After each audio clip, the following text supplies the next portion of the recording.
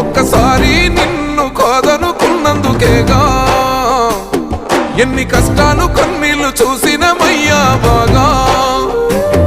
ఒక్కసారి నిన్ను వద్దనుకున్నందుకేగా ఎన్ని గోసలు మేము తీసినమయ్యా బాగా. రఘునందనన్న నీ సేయి విడవమే మల్లా, రఘునందనన్న నువ్వు మాతోనే ఉండాలా.